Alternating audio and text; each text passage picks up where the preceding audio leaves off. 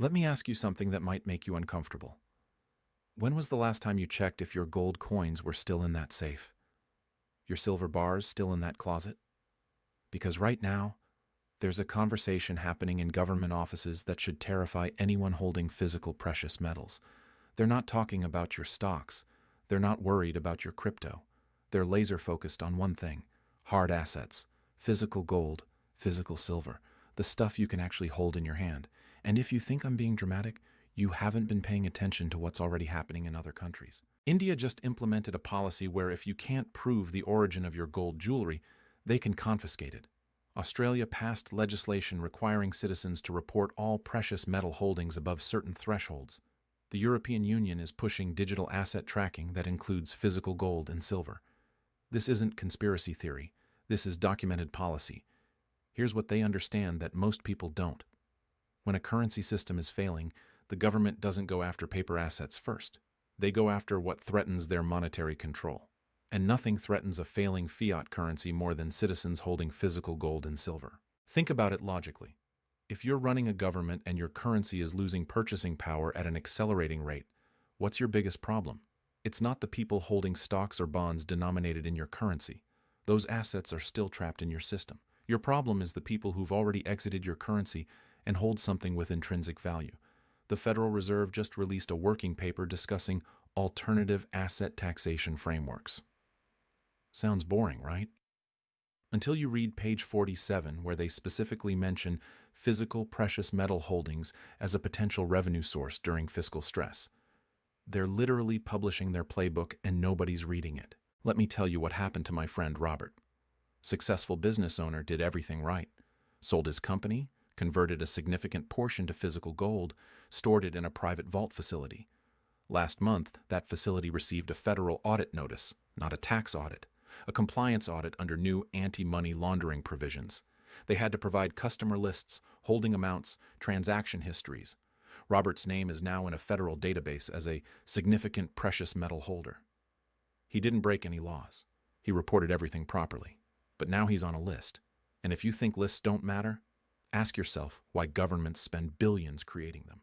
The mechanics of how this works are actually quite simple, and that's what makes it so dangerous. They don't need to make gold ownership illegal like they did in 1933. That would be too obvious, too politically difficult. Instead, they create a regulatory framework so burdensome that holding physical metals becomes impractical for most people. First, they implement reporting requirements. You have to declare holdings above a certain threshold. Seems reasonable, right? Then they lower that threshold. Then they add transaction reporting.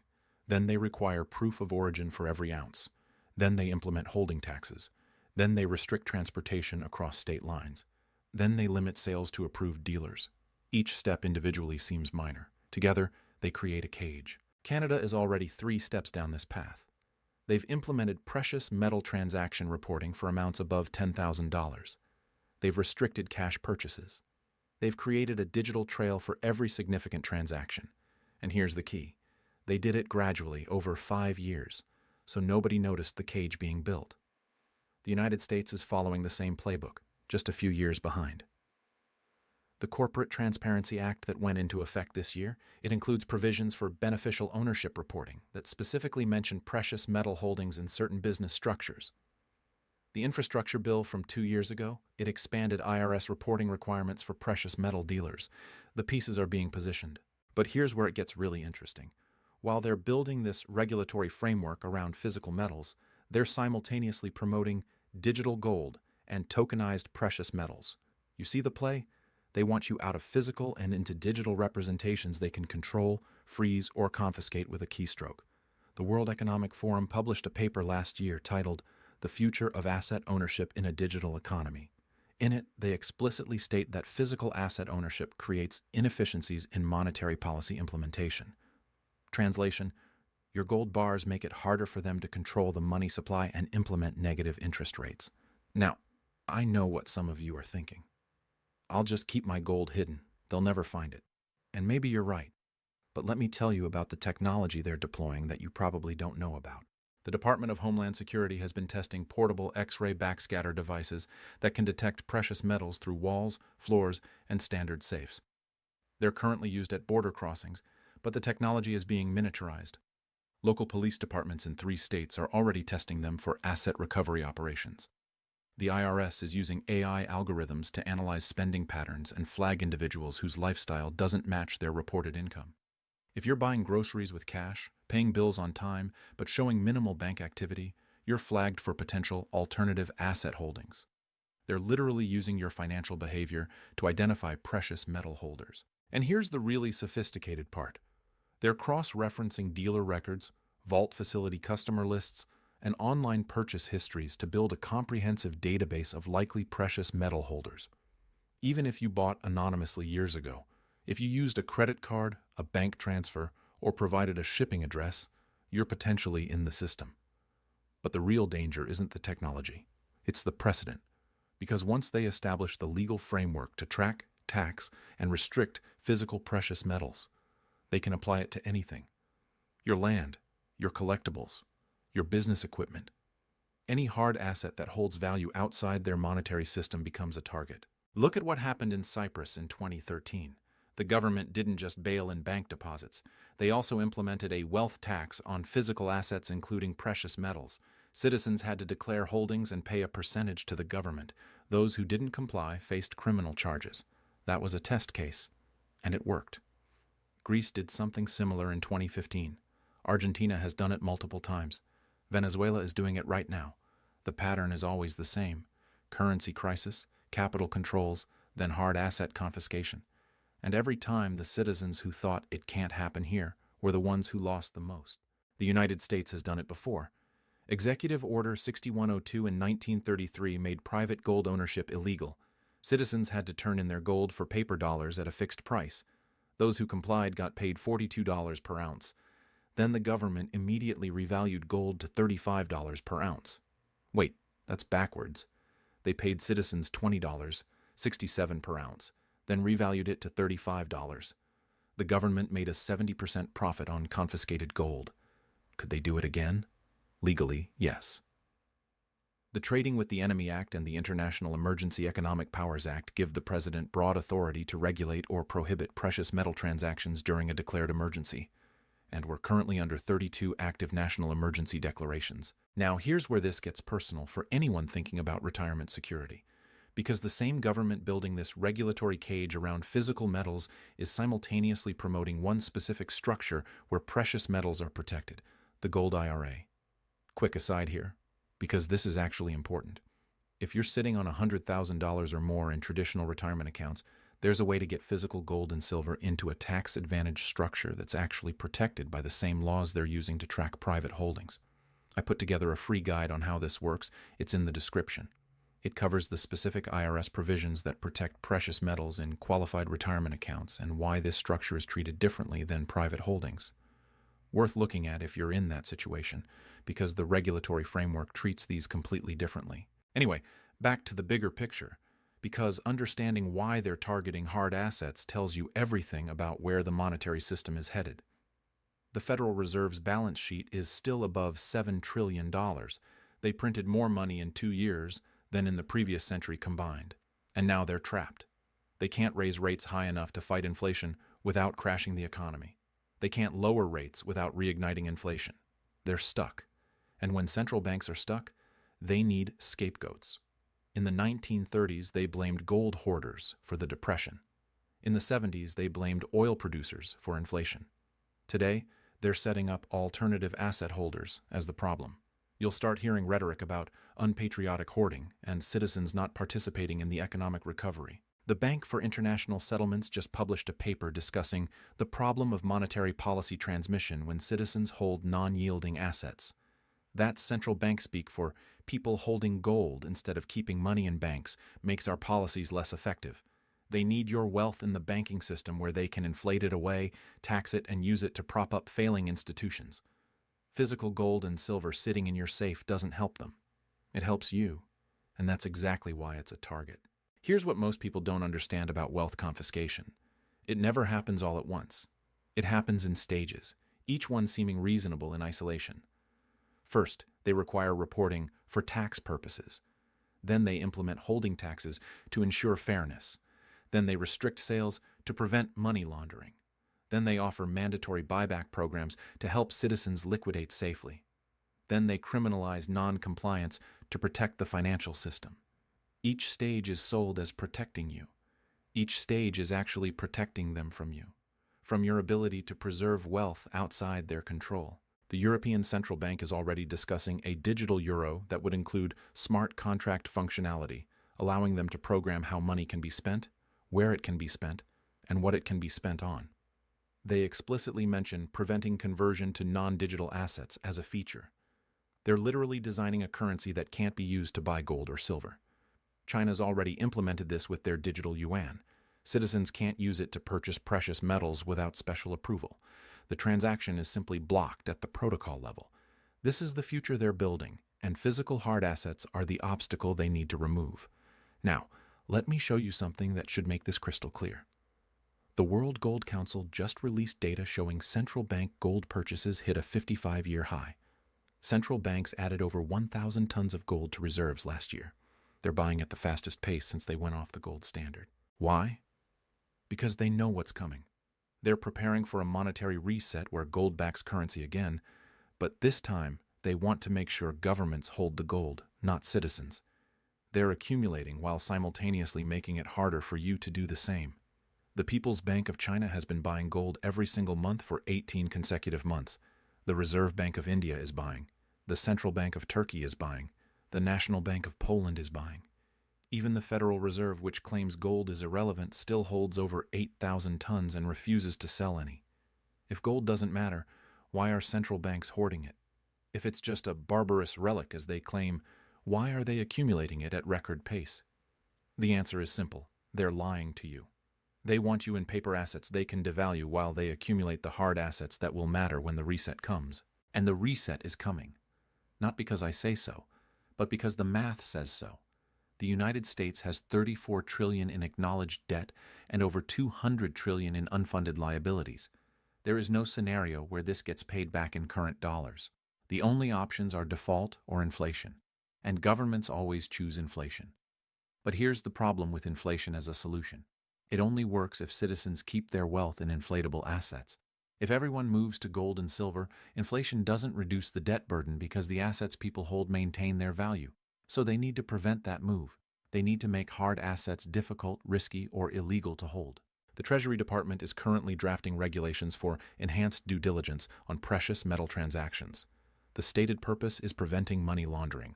The actual effect will be creating a comprehensive database of every American who buys or sells significant amounts of gold or silver. The FinCEN, Financial Crimes Enforcement Network, is expanding its definition of monetary instruments to include physical precious metals above certain thresholds. This allows them to apply the same reporting requirements used for cash to gold and silver transactions. The FDIC is discussing systemic risk posed by private vaults and safe deposit boxes. They're floating the idea of requiring vault facilities to maintain insurance and reporting standards similar to banks. The goal is bringing private storage into the regulated financial system, where it can be monitored and controlled. Every piece is being positioned. Every regulation is being drafted. Every enforcement mechanism is being tested. And most people have no idea it's happening because it's boring regulatory stuff that doesn't make headlines. But here's what should make headlines.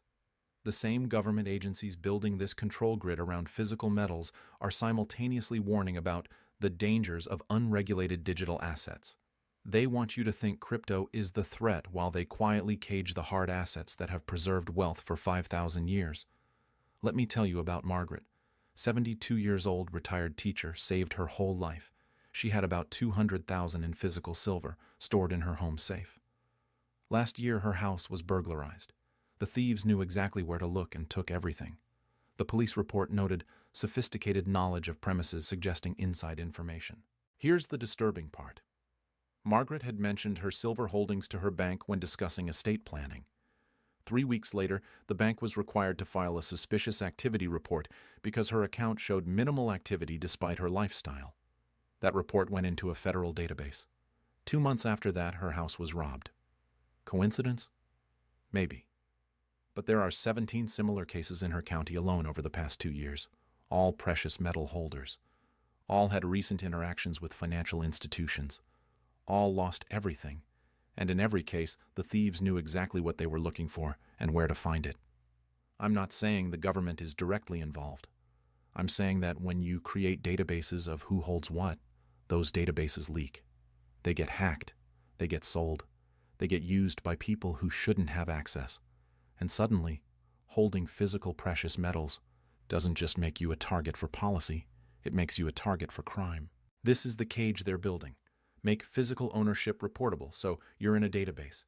Make that database accessible to multiple agencies. Watch as that information inevitably leaks or gets misused. Then use the resulting crimes as justification for even more restrictions. We need to protect citizens from precious metal theft by implementing mandatory vault storage. And now your gold is in a facility they can audit, freeze, or seize. The pattern is playing out in real time, and most people are completely unaware because they're distracted by stock market moves and crypto volatility. Meanwhile, the real wealth preservation assets are being systematically brought under control. Here's what the next 5 years probably looks like. First, they'll implement comprehensive reporting requirements. You'll have to declare all precious metal holdings above a certain threshold on your tax return. They'll sell this as closing tax loopholes and ensuring fairness. Then they'll introduce a precious metal holding tax. Just a small percentage annually, maybe 0.5%, to offset the administrative costs of the reporting system. It'll seem reasonable because it's small. Then they'll restrict where you can store metals. For your protection, they'll require approved vault facilities with insurance and security standards. Your home safe won't qualify. You'll have to move your metals to a facility they can monitor. Then they'll implement transaction limits. You won't be able to buy or sell more than a certain amount without special approval and enhanced reporting. To prevent money laundering, of course, then they'll introduce mandatory buyback programs during economic emergencies. The government will offer to purchase your metals at fair market value, which will be whatever they decide. Refusal will result in penalties. Finally, they'll criminalize non-compliance. Failure to report, failure to pay the holding tax, failure to use approved storage, failure to participate in buybacks during emergencies, all will carry criminal penalties. Each step will seem reasonable in isolation. Together, they'll make private precious metal ownership effectively impossible for most people. And by the time people realize what's happened, it'll be too late to move assets without triggering all the reporting requirements and restrictions. This isn't speculation. This is the exact playbook used in multiple countries over the past 20 years. The United States is just implementing it more slowly and more carefully because the population is larger and more resistant to obvious confiscation.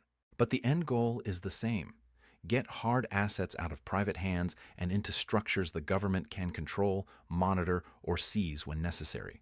Because when the monetary reset comes, they want to make sure they hold the gold, not you. Now here's the really insidious part. They're going to offer you alternatives that seem safer, but are actually more dangerous. Digital gold backed by physical metal in vaults you can't audit. Tokenized silver that trades on blockchain but has no physical delivery mechanism. Precious metal ETFs that hold paper claims to metal that doesn't exist. They'll make these alternatives easy, convenient, and tax-advantaged. They'll make physical ownership difficult, risky, and expensive. And most people will take the path of least resistance right into assets the government can freeze or confiscate with a keystroke. The GLD ETF, the largest gold ETF in the world, holds over 900 tons of gold. But read the prospectus carefully. You don't own gold. You own shares in a trust that owns gold. And that trust can be frozen, seized, or liquidated under various emergency provisions. You have no right to physical delivery. You have no control over the underlying asset. You just have a paper claim that's worth exactly what the government says it's worth when you try to redeem it. The same is true for every paper gold product. SLV, FYS, all of them. You're holding a derivative of gold, not gold itself. And derivatives can be manipulated, frozen, or made worthless through legal mechanisms that don't apply to physical metal. This is why they're pushing these products so hard. This is why every financial advisor recommends ETFs over physical. Not because it's better for you, but because it's better for the system. Your wealth stays in the financial system where it can be controlled. Physical gold and silver in your possession is the only form of precious metals that's truly yours. Everything else is a claim on someone else's metal, subject to counterparty risk, regulatory risk, and confiscation risk. But even physical metal is becoming a target, which brings us back to where we started. If you hold hard assets, you are the target, not because you're doing anything wrong, but because your wealth preservation strategy threatens their monetary control. So what do? Because I'm not just here to scare you. I'm here to help you understand the landscape so you can make informed decisions. First, understand that the regulatory cage is being built right now. Every month brings new reporting requirements, new restrictions, new monitoring systems. If you're going to position yourself in hard assets, the window for doing so privately is closing. Second, recognize that different structures have different risk profiles. Physical metals in your personal possession carry one set of risks. Metals in approved retirement structures carry different risks. Metals in private vaults carry yet another set. There's no perfect solution, but understanding the trade-offs is critical. Third, diversification isn't just about asset classes. It's about jurisdictions, storage locations, and ownership structures. Concentration in any single approach creates vulnerability. Fourth, documentation matters. Proof of purchase, proof of origin, transaction records. These will become increasingly important as reporting requirements expand. The time to organize this is now, not when you're facing an audit. Fifth, understand that this is a long-term chess game. The government moves slowly but deliberately. Each regulatory change seems minor, but builds on the previous one. You need to think several moves ahead. The bottom line is this. Hard assets, particularly physical gold and silver, represent wealth outside the monetary system. And as that system becomes increasingly unstable, the pressure to bring those assets under control will intensify. You're not paranoid for recognizing this. You're paying attention. The question is what you do with that information. Because here's the truth they don't want you to understand. The reason they're targeting hard asset holders is because hard assets work. They preserve wealth through currency crises, banking collapses, and monetary resets. They've done it for 5,000 years, and they'll do it again. The government knows this. The central banks know this. That's why they're accumulating gold while making it harder for you to do the same. That's why they're building regulatory frameworks to track, tax, and control private holdings. That's why they're promoting paper alternatives they can manipulate. They're not doing this because precious metals are irrelevant. They're doing it because precious metals are the most relevant asset class in a failing monetary system. And they need to make sure that when the reset comes, they control the gold, not you. So if you hold hard assets, understand that you're playing a different game than most investors. You're not trying to maximize returns in a bull market. You're trying to preserve wealth through a monetary transition. And that makes you a target for policies designed to prevent exactly what you're trying to do.